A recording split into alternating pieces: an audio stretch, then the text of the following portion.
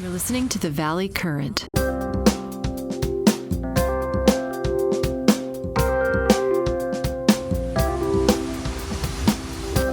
So you take a very practical view on this stuff, and I'm just kind of curious, when you think about it, what regime do you subscribe to, if any at all? Because I don't even think you take any vitamins or nutraceuticals or anything else. What do you generally do, or how do you generally look at things from the perspective of what works and what doesn't work? Because you certainly have aged well and you take care of yourself. I think you're kind of a model citizen in many ways. What are you doing generally? How are you making that happen? Well, I'm not doing anything specifically based on a belief that what I am doing will increase my longevity. What I do in respect to nutrition is pretty much based on what I like to eat and what I don't like to eat, based on taste, flavor, texture, and everything else that goes into one's food likes and dislikes. So the only vitamin I take is vitamin D, which is usually lacking in people as they grow older, and that's pretty well established in the literature. You can find significant evidence for that, especially as people grow older. They're not out in the sun to have their skin manufacture vitamin D. I don't take any other vitamins. I take a couple of meds to control high blood pressure, which is almost a universal finding in older people, but that controls my blood pressure. I don't exercise consciously. That is, I don't take long walks every day or exercise in any other way other than attending to my vegetable garden, greenhouse, and deck.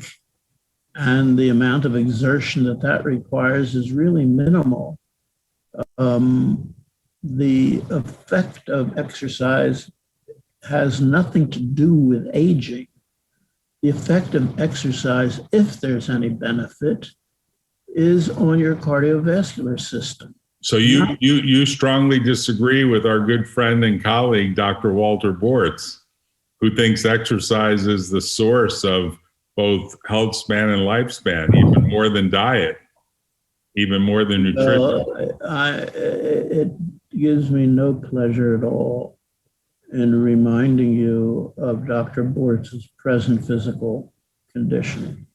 And he himself will admit that his present condition is probably based on his over exertion in the exercises that he has done throughout his life. Oh, almost too much, almost too many marathons, too much running.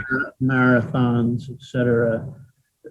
Of course, there's no direct evidence for that, but he himself will reluctantly admit that may have played a role in his present ability or disability in respect to mobility. Right.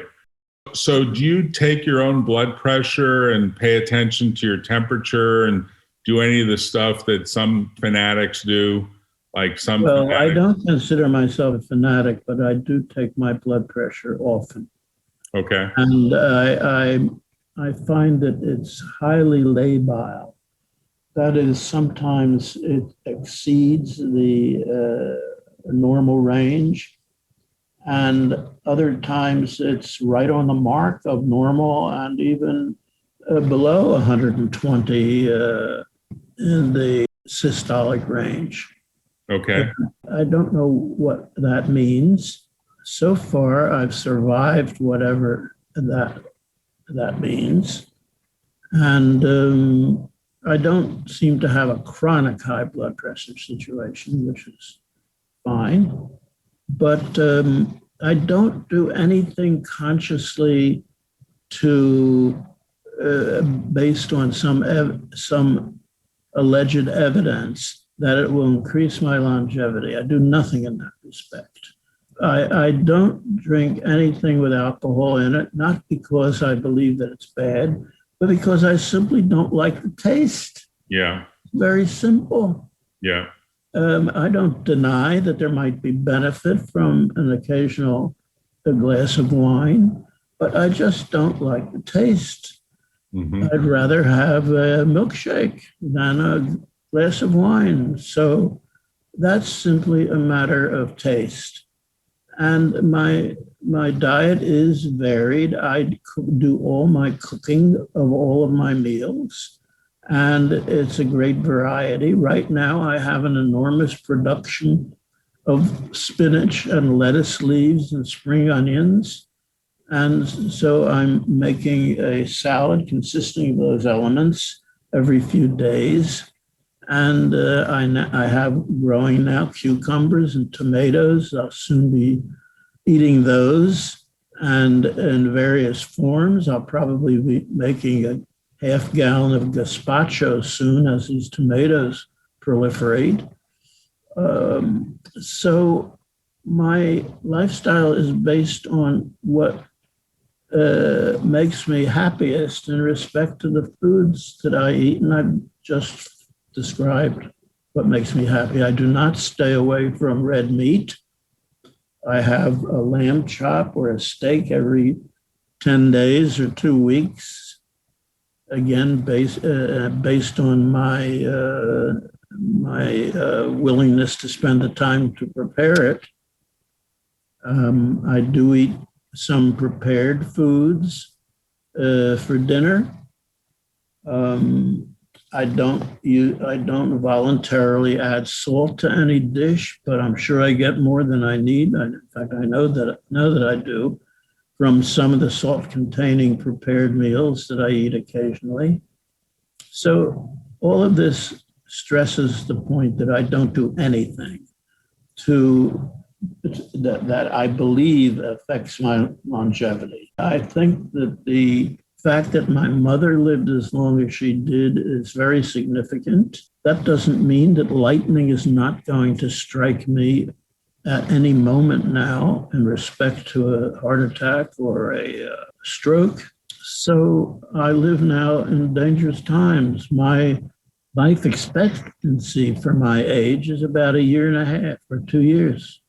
Oh, if you look at the tables. Yes. If you look at the tables. My average life expectancy is that short. Even factoring in your mother's success? Well, that has not been done in any table that I've seen. Right. Although, I should take that back. That has been done in the past. In fact, about 100 years ago it was done. And what was discovered was that for each of your 6 parents and grandparents who lived beyond the age of 85, the likelihood that you will live beyond the average life expectancy for your age will increase 5% for each of those 6 parents and grandparents who survived beyond the age of 85. So if you have 2 of the 6 living past 85, then you'll have a 10% chance of exceeding average life expectancy for your age cohort. So where does that put you? At 100? No, I only have 1 of the 6 who lived beyond 85. As far as I know, I don't know the age of death of some of my grandparents. Only my mother lived beyond 85 to the best of my knowledge.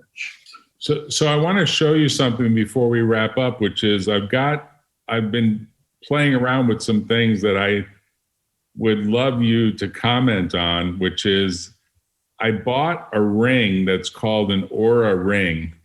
I'm putting it on the screen. It gives you a report.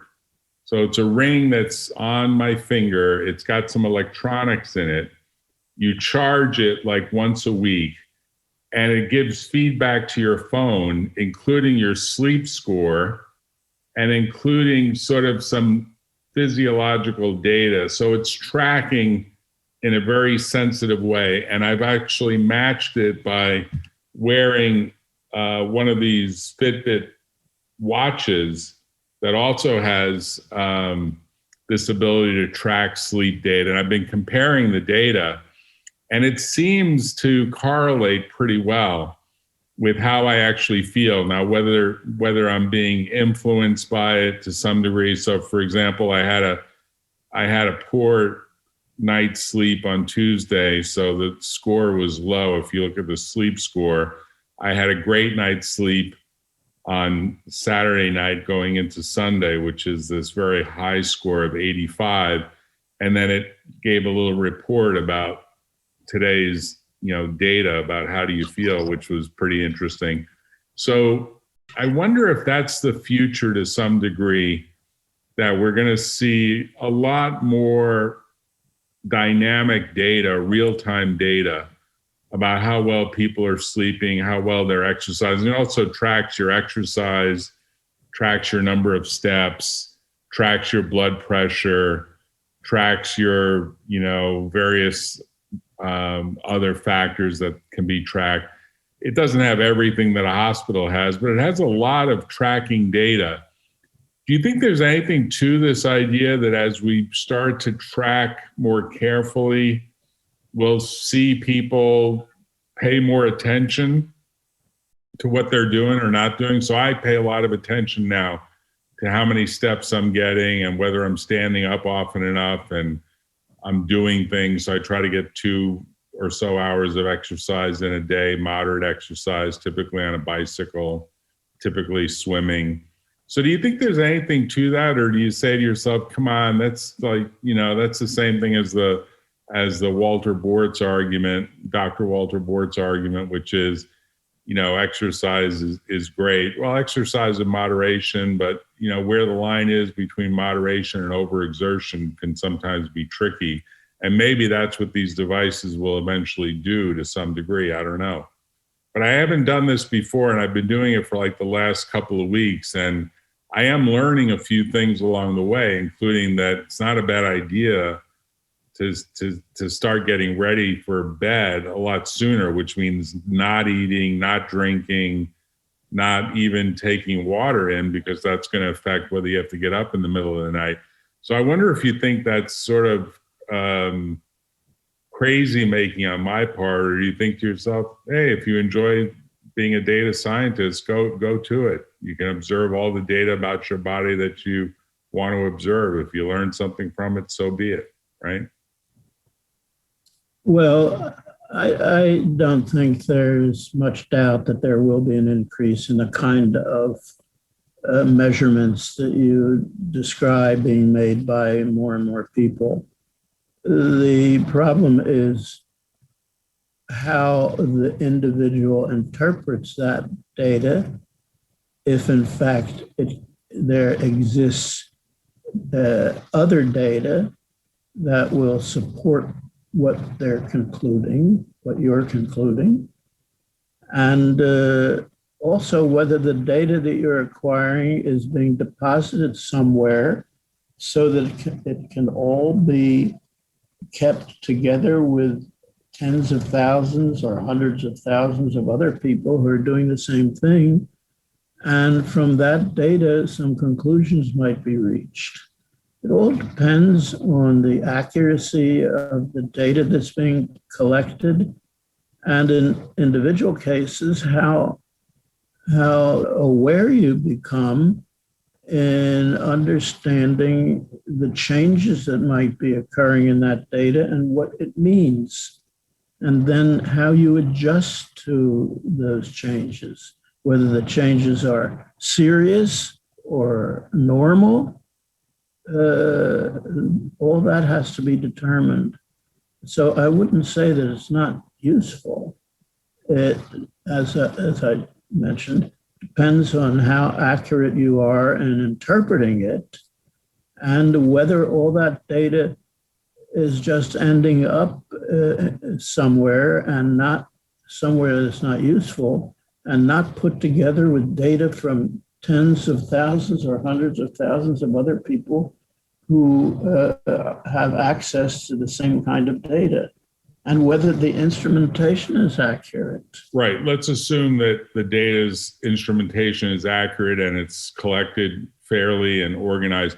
I would want to know in the future if particular geographies have, people, assuming that we start to make it a regular thing to collect this data, certainly the Apple Watch and the Fitbit watch and the is all this data going to a common data collection point? Yeah, there's all sorts of data protection, but generally speaking, there's enough information about locality. Your data is going somewhere in the cloud? Yeah, the data all makes its way into the cloud. The cloud provider typically is able to strip out the identifying information to protect the individual. But, for example, you live in a very classy place, and if these watches and rings and other wearables eventually were used by everyone where you're located, I bet they would find out that the people living in your neck of the woods are getting reasonably better sleep than, say, people living in the heart of Silicon Valley, where they tend to work 20 hours a day and tend to be stressed most of the time.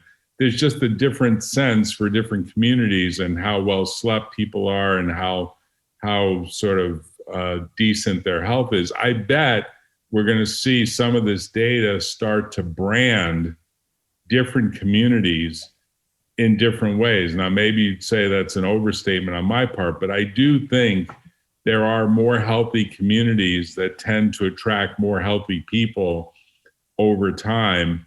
And I'm just giving some applause to your community. Now, it's a fairly small community. We don't have to release where it is, but it's way north in Northern California with big views of the ocean. And you're in a very nice spot. And I have to believe that most of the people in that area take care of themselves. I don't know that the same could be said to be true even on, say, the Stanford campus, where there's a lot of kids in school that want to get absolutely the highest grades, and they may get 3 or 4 hours of sleep per night and may be stressed for most of the days because of the way they go about getting organized or being disorganized in the way they approach their studies.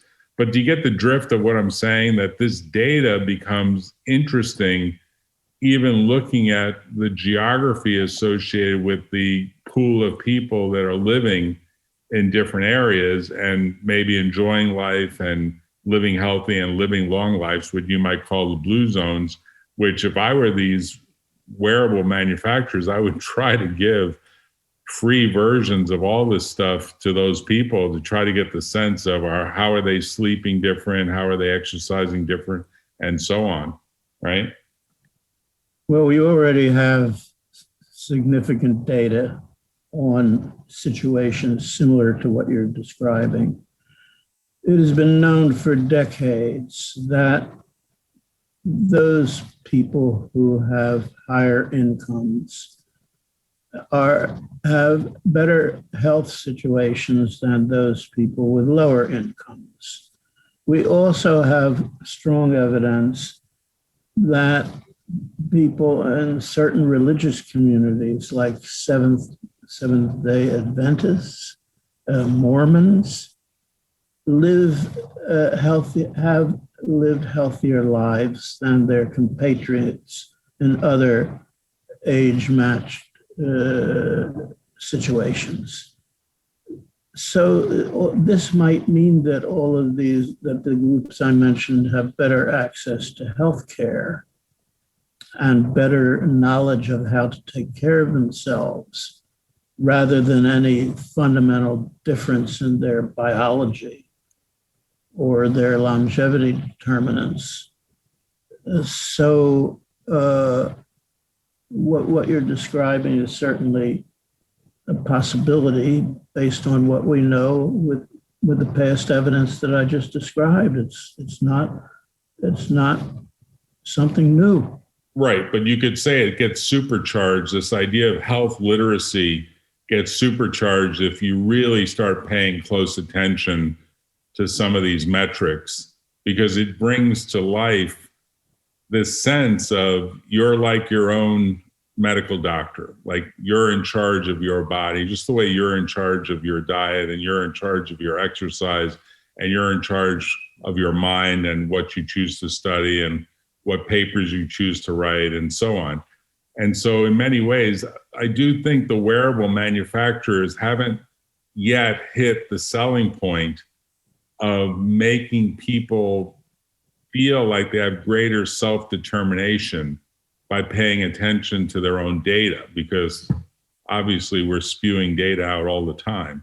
I mean, we're doing it right now in terms of this podcast in one form or another, but our bodies are doing it over and over again and paying close attention on a daily basis, as opposed to once a year at an annual physical, would seem to me to be something we would want to aspire to have people do, just to keep them out of the hospital or out of the medical offices or out of sort of the healthcare system. Because once you go into the healthcare system, boy, you're sort of taking your life into your hands. If you ask me, it's like getting into the legal system.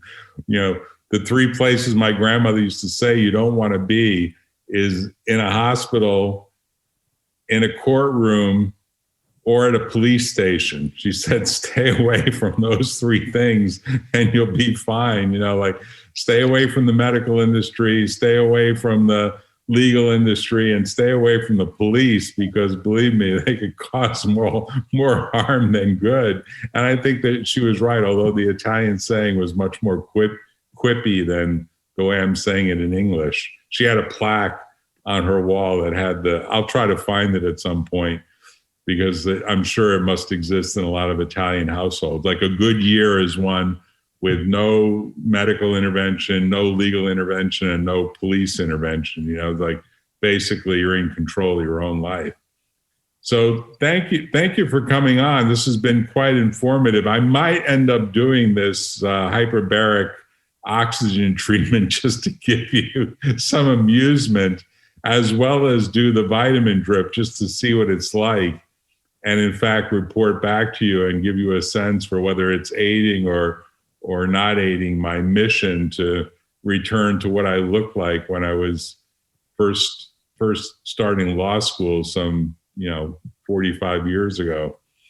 Seems like okay. Well, that will be interesting. I hope it works for you.